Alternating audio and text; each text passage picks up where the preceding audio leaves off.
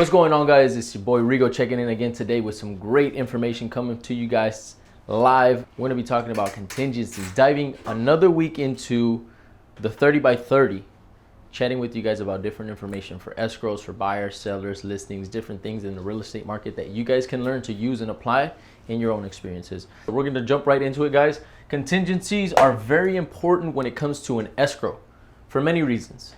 And I'm going to start off with the red text here, because this is probably the most important thing and overview that you're going to want to consider when you're talking about contingencies. As a real estate agent, it's our job to protect you guys from these contingencies, and you as the buyer and or seller, it's your job to be aware of these contingencies so you know what you're getting into, why things are occurring, and why things are breaking down the way they're breaking down. Okay, so with that said, may lose deposits, cancel escrows, and I put etc. in there just for filler words, but those are the two most important ones. The first one is if at any point in time you breach your contract or your contingencies, as you guys will kind of learn as we go, if you breach it and you do not follow through with your time frames and or what you agreed on with that contingencies, you're gonna lose your deposit, or the seller and or buyer, whatever person is being or is not breaching the contract, can decide to cancel an escrow. So that's something very important to consider, because you can lose your money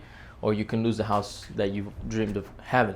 Now, going into the very, very basic of it is, what is a contingency? A contingency breaks down in simple terms, having an agreement with someone on a byproduct, and with that byproduct occurring, you have a final product. In this case, for real estate, putting it in terms for you guys to understand, is when you're buying a house, let's say we put our eyes into the perspective of a seller. You are the seller right now looking to sell your home, but you cannot move out until you buy another home. And this is very, very, very common actually. So let's just say you're selling a home, you cannot move out until you buy your other home. That is considered a contingency that you have to put on there as an agent, and as a seller you have to agree to that. I will not move out and I will not close this escrow, which is my current home, until I purchase the new home. And a lot of times the terms break down in the way of concurrently closing. So there's a concurrent escrow that occurs is when your house sells and it closes at the same time as you're buying the other one. So it's kind of like a chain reaction. And in contingencies, again, why it's very important is because if something in that chain breaks, everyone else loses. Maybe the person that you're buying the house from as a seller is waiting for you to close so they can buy their house. It just can be a very, very bad chain reaction. So that's why contingency periods are very important, guys. So with that said, again, contingency is simple. You have a byproduct or an agreement between you and the buyer or you and the seller saying this has to occur so this can occur. I have to sell my house first and close and be able to close on my other house that I'm buying. Cool? You guys agree with that? If you have questions, comment below. So diving into the second part, this is kind of a 3-part series of one. It's 3 sections, breaks down in subsections, but they're all kind of in one. And these are very, very important dates. If you didn't check out our previous video on escrow processes, kind of talks into the dates and times of that and how it kind of fills in. But diving into number 2, inspection. This is, in my opinion, the most important, but again, all of them are very important, but this one has a lot of subsections because there's different things to every house. Every house has a little section that might be more important than the other. But a termite report is something that is contingent, that you can make contingent on your house selling before you do that report. And I suggest that to everyone. Again, it's not something that has to be done, but it's a suggestion.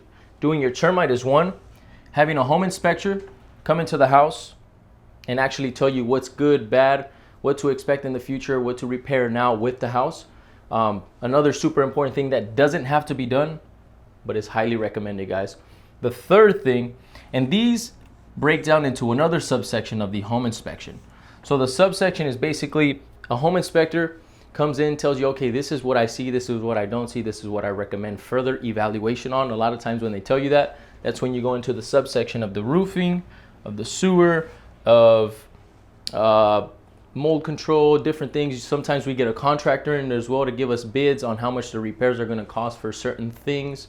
If you don't want to get roof cert or the roof is good. So it just kind of depends. But again, this one is very important because of the time frame, 1, and 2, as the buyer, you know what you're getting into. When you do an inspection, you're breaking down every category of your house and figuring out, okay, this is what I'm getting into.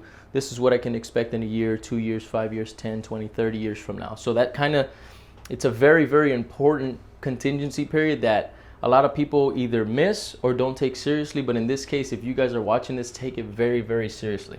There's a 17-day cutoff time. Now that's based on a normal 30-day escrow. Right now in the current market as of May 17, 2021, you're probably seeing 10 days on average, maybe 7. Honestly, I just got some bad news this morning. One of the buyers that we had offered on a property released the appraisal contingency, didn't release the inspection and or loan contingency, which we'll dive into. And they got outbid by one other offer because that other offer released all contingencies. In my opinion, as a real estate agent, you got to protect your clients. And how can you protect your client when you still have the loan contingency, which I can see if the buyer is strong enough to do so, you can do that. But these give you outs to protect your deposit, which is very important. And coming back into that, they released the home inspection and they also released the appraisal. So whatever the house valuated at, they were going to pay the difference. That's a little sidebar of what we were talking about here, but just so you guys see the importance of understanding the market, all these come into play, guys. So more risk will get you a higher reward in escrows in this particular market. Cool. So again, 17-day is average. Right now you're seeing 10 to 7 day contingency periods. And again, it's very important to do that so you know what you're getting into as a buyer. And as a seller, sometimes you'll do it. I normally recommend the buyer to do it. Cool. So that's one of the 3 contingency periods. The second one is going to be the appraisal. And now the appraisal contingency, just talking in the current market, because again, you guys are watching it in May 2021, the appraisal contingency is one of these that has to be done in order for your loan to clear. But there's so many steps to it. Before, you could offer $50,000 over the asking price of the home, not have to worry. If the value didn't come through, you'd renegotiate with the seller, no problem. Right now, if I offer on a house $550,000 and the house is only worth $500,000, or the appraiser says it's $500,000, if I have this contingency still connected and intact, I haven't released it, I'm safe. I can renegotiate this down and I purchase at $500K, right? Now, if we go back to this contingency period, in this current market, it's almost every offer that's getting accepted right now has to release the contingency period. It's just the way it's working. I don't know why. A lot of things with the economy and money being out and a bunch of other things come into play. But just to put it simple for you guys, most people are releasing this. So if they release this, there's no time frame. And you're basically doing your numbers as a good real estate agent and a buyer that's working with a good real estate agent and always going to ask to get comparables. Do your numbers. Figure out what the house is worth, what you can offer, and maybe what you can go on top of. So a lot of the clients right now are maybe, we find out that the property is worth $500K, we maybe offer $505, knowing and expecting that there's going to be a $5K difference that they're going to come out of pocket with. Make sense? So in this case, if we use these same numbers, if we offered $550 and we released the contingency, meaning we are not in agreement to close on that, we're agreeing that no matter what the price is, that the value of the home comes out to be, we agreed at $550. So if we come back to $500, now my buyers have to come out, in this case, one of you guys will have to come out with $50K out of pocket to cover the difference and close that deal. So it's a very risky thing to do when you release your contingencies. But again, it makes you a stronger buyer or a stronger seller if you're trying to go negotiate your other purchase, right? So something very important when you're coming out of pocket in the current market, you got to be very aware of when you release your contingencies or when you release and you do not come into that agreement of the appraisal contingency, and using that as support. So right now, something that we're structuring so you guys understand the market, I recommend we release the appraisal contingency, we do the numbers, figure out how much we can pay difference if possible, and always keep some outlets. This is a great outlet, a contingency, inspection, and then of course your loan contingency is a great outlet. And this is something where you team up with your lender and your buyer and or realtor to figure out, okay, this is how we're gonna do it. This is what we have as backup and what we don't have. I like to also use the termite. So the termite breaks down in different terms, because now when you use it, and this is a little bit more information for you guys, when you do a loan, the way you structure it on your contract oftentimes can either set you back on this loan contingency or support you. Because a lot of times the termite can be a huge list of work that needs to be done, money that needs to be done that the seller would not want to pay, and now it falls back on the buyer. The buyer doesn't want to pay. That gives you a way out. That gives you a way out to say, okay, me as a buyer, I don't want to take that. I still have my contingency because the loan was not approved due to that termite. Here, I'm going to cancel and I'm going to get my deposit back. And again, I tie back to this a lot, guys, because this is something as a realtor that we have to take into consideration with every buyer.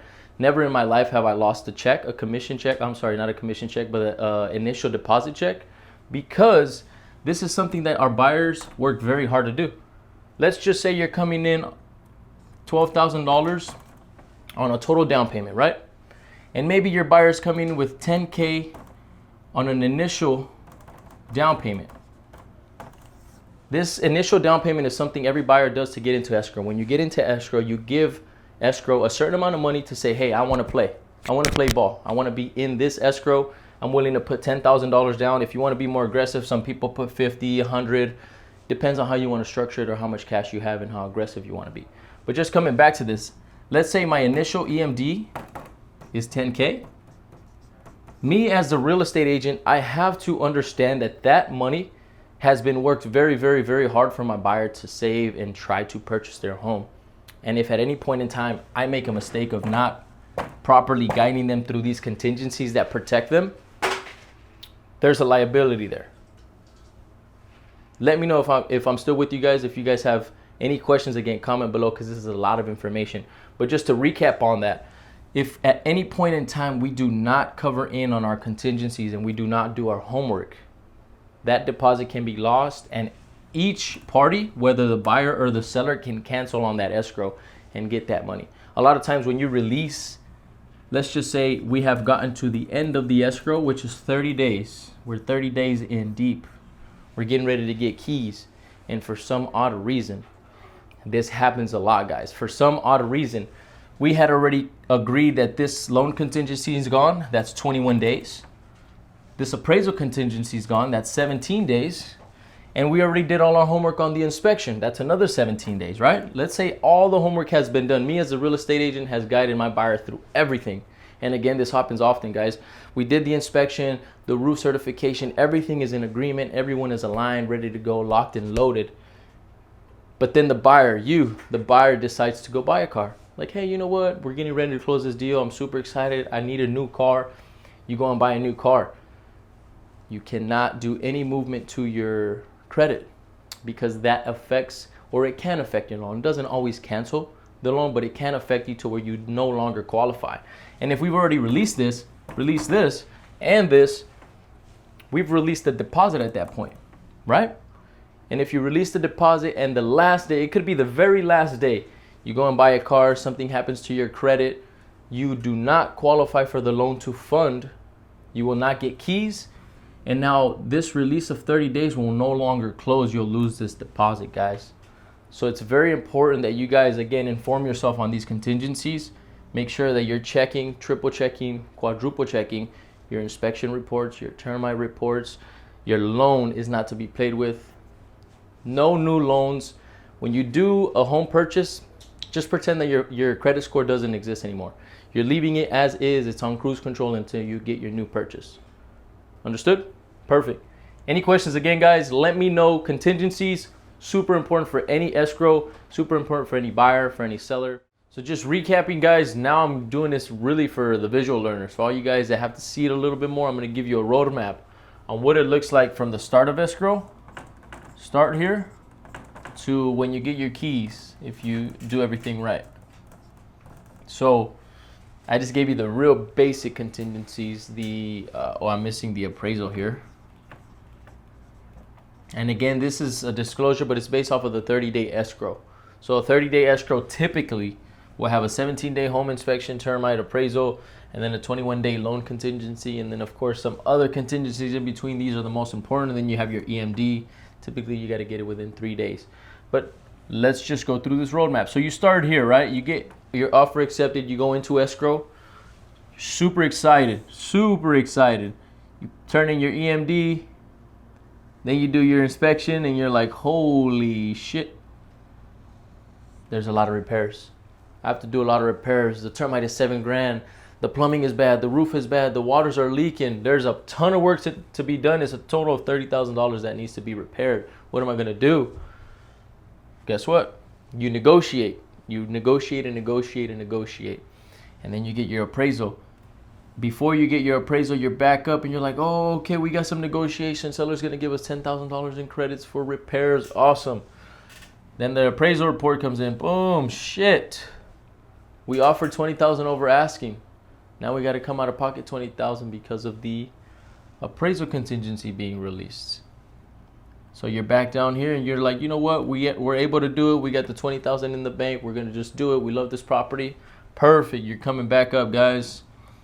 You're on a little roller coaster. You're back up. Your appraisal's good. Your negotiations for the repairs are good. The contractor came in, took care of all the repairs. Termite is complete. Now you're getting on to the final step of your loan contingency. You're handling your loan contingency, and I'm going to give you guys some good news. The loan was super clean. You guys are golden. You guys are golden. Now you're headed to the end here. Recapping again, you did all your inspections, you did all your appraisals, you did all your numbers, repairs, negotiated everything. Your loan approved. You didn't do anything bad to your FICOs. You made everything clear. Your deposit is in. Your loan is approved, locked and loaded, ready to go. Best case scenario, you close the deal. Worst case scenario, you hit day 23. All of your contingencies are released. All contingencies released. And I'm writing this out again because this is for you visual learners out there. All contingencies released. For all of you guys that can answer this, comment below. But all of you guys that don't know what this means right now, you did all your homework. You said, I'm ready to close a deal. Something came up on your loan. You might have done something, and you as a buyer, maybe like I said earlier, you purchased a car, took out a personal loan, did something that you needed to do drastically to help your family maybe, and the lenders give you a dead stop, and they're like, nope, we're not giving you the loan anymore because your FICO's dropped. You don't qualify for that loan anymore. There's going to be a lot of scrambling. The emotions are down. Lenders are going to be scrambling, trying to get your loan to close. One of two things is going to happen, guys. Either they brainstorm and get your loan to close. Things have to be done. Co-signers be added. A lot of different things come into play. And you'll either find out the news that you can do it or that you can't do it. Oftentimes, we get it done. Boom, you get your keys. But it depends. So it all falls into your guys' hands, making sure that you guys align yourselves with your contingency periods, knowing what you're getting into, what you're doing, what to stay away from. In this case, getting any car loans, getting any personal loans, messing with your FICO, letting anybody borrow your credit or your social. None of that has to be done here. And again, just to point out, something that I like to tell all my clients is you're on a roller coaster ride. In this escrow process to purchase a home, you're on a roller coaster ride, as you guys can see. You get your highs, you get your lows, and you get a little bit of in between. But we're trying to get it as our job as a real estate agent is to make it as smooth as possible. Preparing you for what's coming, preparing you for what can approach, and just making sure that when we get to these milestones, we make it as smooth as possible. So if you guys, again, have any questions, comment below, like this video, share this video. Let me know if there's anything that we could possibly improve or add on to these videos that you guys might suggest. Would love to get the feedback and appreciate you guys as well as always, man. Peace.